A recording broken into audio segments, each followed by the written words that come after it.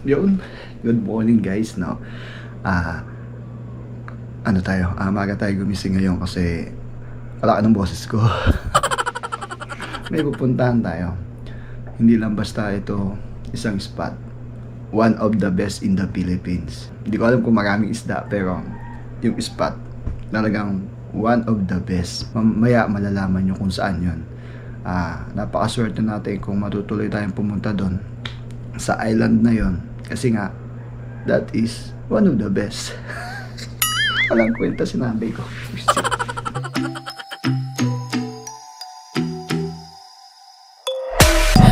Welcome to unrealization. We can't prepare to kill the operation. It ain't fair, but I feel it with the nation. So raise the flag and do the preparation. Welcome to reality. There's no way back.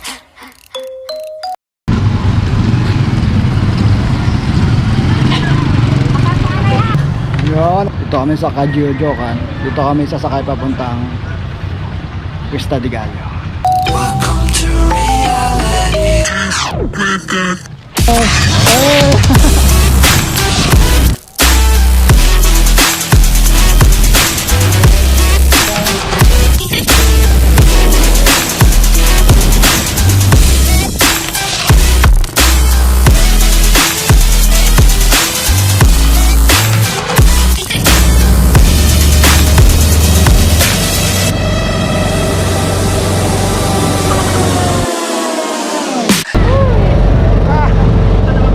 Ang dami.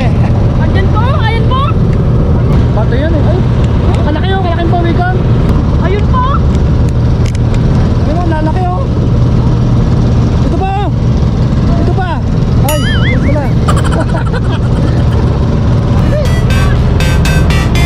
Ang daming pawikan. Araw po. Alak dito. Tawa. Ayun o. Puro pawikan. Let's go. Oh, may swimming pool o.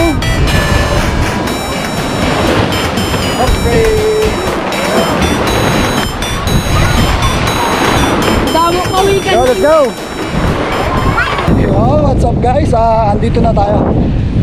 Susubukan natin mag-fishing dito sa isa sa pinakamagandang beach sa buong Pilipinas. Yan. Ito ang Cuesta de Gallo, man. Hi. Lagi ito napipicture, no, sa KMJS. Tingnan nyo naman, ang ganda. Subukan natin mag-fishing. Daming pawikan. Yun o, andito tayo ngayon sa ang pangalan nito, Cuesta de Gallo, no? Subukan natin magpaalam kasi sabi nila bawal daw mag-fishing. So magpaalam tayo. Ang gagawin natin is catch and release lang naman. I-video lang natin, tapos ayun, pakawalan din natin. Paalam muna tayo. LGU, service na LGU San Fernando. Laki. Malaki ng makina. Nalagpan dito na gano'n, tapos binidyohan, direktoran, tapos pinos, no? Wala. Kahit na walang huli, mayroon lang silang isda na inalagyan. Tapos pinikturan. Eh, siyempre, alam mo ano, dito na sila. Aning wet side.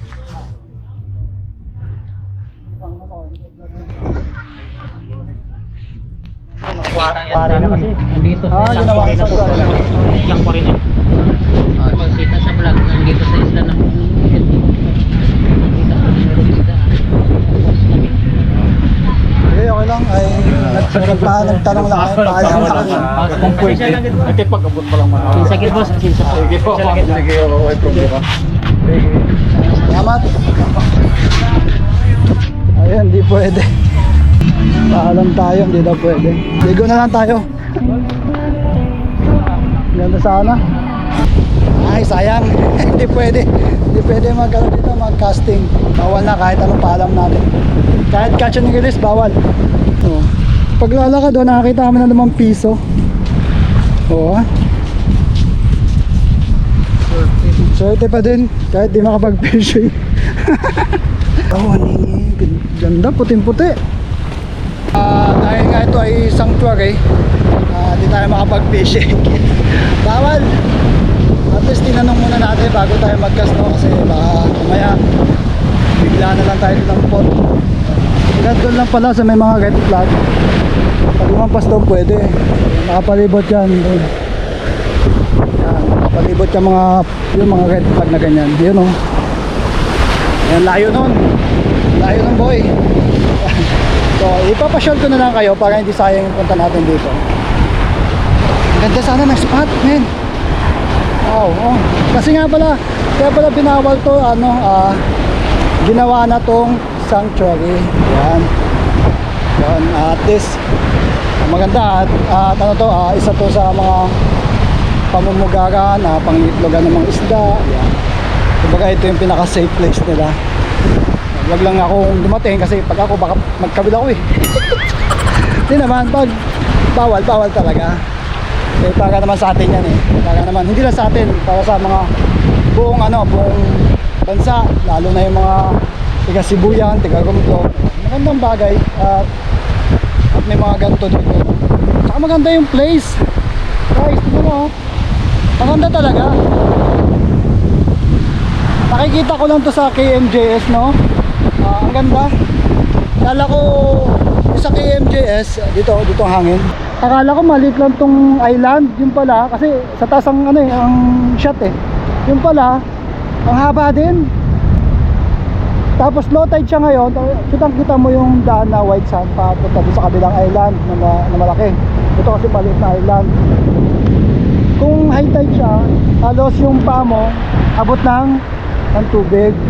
Tingnan nyo guys kung gaano kaganda yung spot. Oo. Ayan.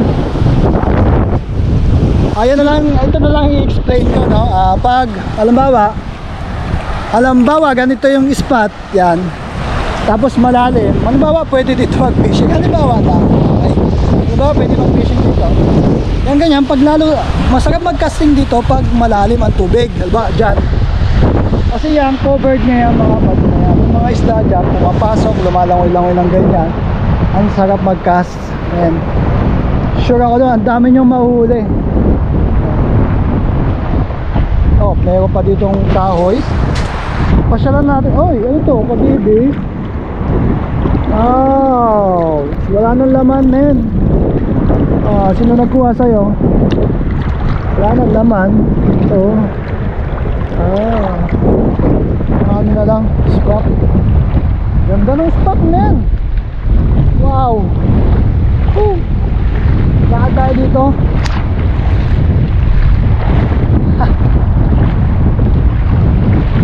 Wow, tignan mo, tignan nyo po kung gaano kaganda yan, kung gaano kagandang spot to. Pag cast mo doon, dito ang bagsak ng ng lure mo, ang mga isda nakatago dyan, nakasiksik. Ayan, mga lapo-lapo. Ayan.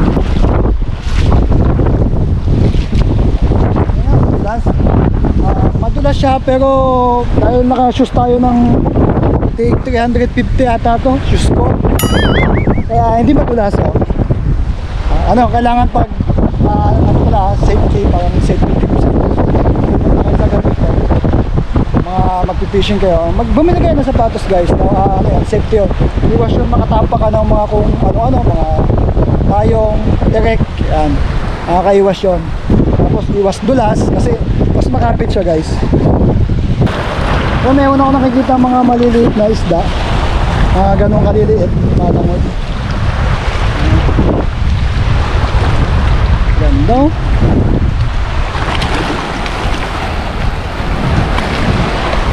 So ayan, di ko dala yung cellphone ko. Maganda sana dito pang Instagram. Ito, i-snapshot ko na lang. Wow, yun o. Oh, saan kayo punta?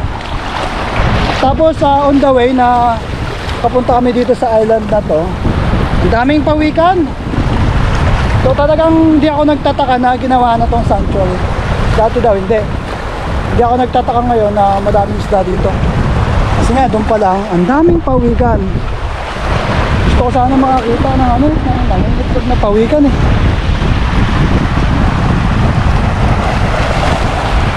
Dito daw, itong island na to ay pinangingitlogan to ng pawikan. Ganda mo. Ito Itong part na to ay ang kabilang side ng island. Mamaya susubukan natin pumunta doon sa kabila. Ikutin natin. Mahilig naman tayo mag-iikot eh. Dito muna tayo sa pinakadulo. Itong structure ng mga bato na to, hindi nyo to makikita kapag high tide. Hanggang doon lang kayo. Sa may ano na yan. Sa may sand na yan. Tapos ayun, ito lubog to. So tinitingnan lang natin kasi pag yung nagka-casting ako, pag low tide, tinitignan ko yung mga structure ng bato. Halimbawa, ganito, kung saan yung dadaan yung isda doon, pwedeng dumaan ng isda dyan. Tapos ito, pag high tide, dyan dadaan sa pinaka-lower part. Sa pinaka-lower part, dyan dadaan. Tapos dyan, ito maglalaro ang isda sa mga pilit. Kaya pag nagka-casting ka, dito ang bato mo, may mga isda dyan nakaabang sa mga dyan sa mga taguan nila, nakaabang sila. Especially yung mga lapo-lapo, mahilig yan sila magtago. Kaya subukan pa rin natin maglakad. Oy! Ano ba? Oy! Malit na grab. Sarap mag-cast dito, men. Ang daming magagandang beach dito sa Romblon. Guys, ang ganda. Ang dami ko na napuntahang island. Sabi ko, isa to sa pinakamaganda, no? Sabi nila, one of the best beaches in the Philippines. Ayun, talagang may laban nga talaga. Ang ganda talaga. Kaya sinasabi nilang one of the best. Ganda. Ang ganda. Guys, kung nagka-casting tayo, dito ka po pwesto, ayan. Abay, cast mo pala. Mag-cast ka doon sa dulo. Diyan, pag ganyan mo. Ay, ewan ko lang kung hindi umiyak ang reel mo kakahuli dito. Nakakainis lang kasi ang ganda eh. Gusto ko mag-cast eh. Bawal. Woo! Ay, sana inabot ko yung hindi pa bawal mag-cast dito. Wish ko na pag-ingatan nila to, no, ng matagal. Kasi maaaring iba pwedeng kawilan na. Ito, ingatan nila to at mapangalagaan sana to. Nang sa ganun ay meron pang natitirang lugar dito sa Romblon na yun, mahigpit na bawalin yung pagpipishing. Pero mo kahit casting na catch and release, pinagpaalam ko kung pwede catch and release, bawal talaga. Kaya ayun, hindi naman tayo papayag. Siyempre, dahil sa bawal, magsuswimming tayo.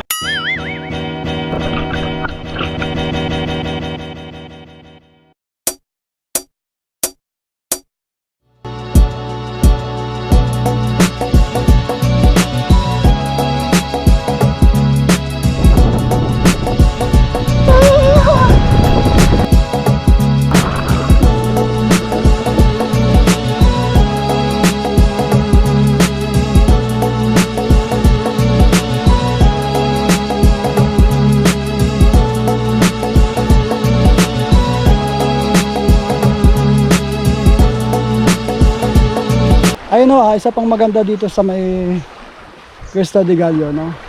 May isla, may white sand, may dagat, at may gubat. Yan, ganda. Medyo malaki-laki dito gubat na to. Siyempre yung mga ibon, pag napagod sila lumipad, abila po sila sa puno. Yan. Tapos pag gutom na sila, kakain sila ng isda. Bah! Haya. Tayo, hindi tayo makapag-fishing. Tamang na lang tayo. Nood ng naliligo. May nakakita sa atin dito, tawa ko ng tawa mag-isa. Baka vlogger ako eh. Vlogger nga ako eh. Tago na, takpan natin yung mukha natin. Nahiya ako. Siguro yung kanuping naghihintay sa akin. Andyan lang yung mga kanuping, men. Andito lang. Kasi bawal. Pag bawal. May kasama ang jowa syempre. Tapos yan. Alam na. Alam na this. Ganda Uy. May parang bahay-bahay. Ah, may kuweba. Papasok ba ako? Ayun o.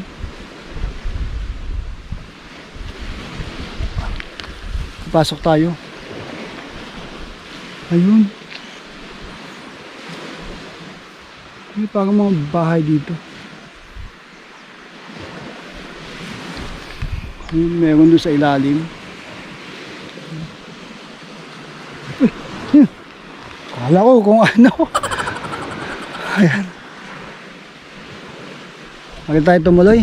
Nakakatakot. Ayun, dyan ako dumaan. Dito kayo po, ayan. Ano naisip nyo eh. Fishing spot yung ano, yung tinutukoy ko ha. Hindi ko ano, wow. Ganda na no.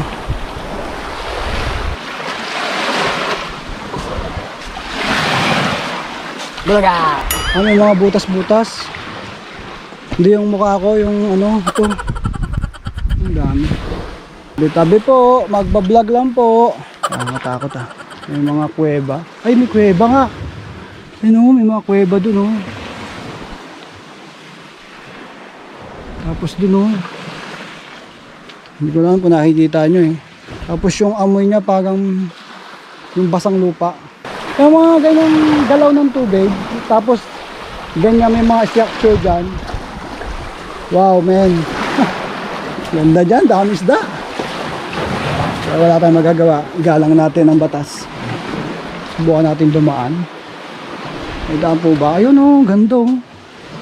Ay, walang daan. Magapang ako.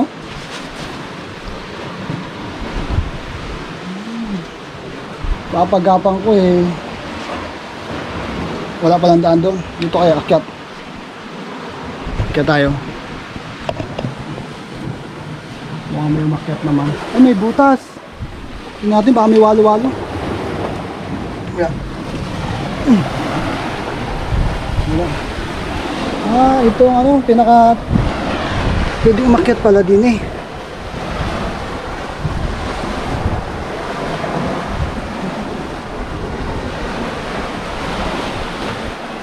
Ayan. Hindi ko lang alam kung may daan papunta doon. Baka wala eh. Ano lang tayo, mapagod.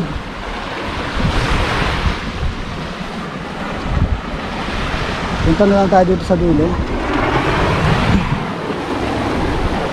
Ah. Ganda oh. Ano isda oh.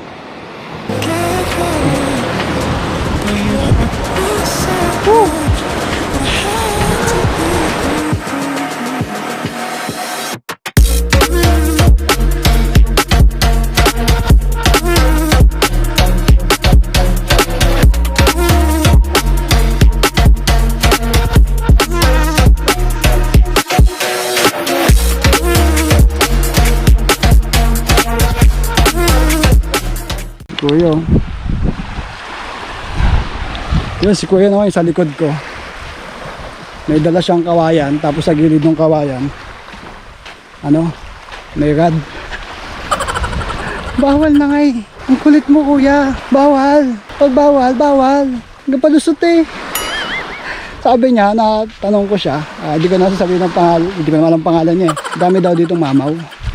Dami talaga. Talagang kutob ko talaga madami.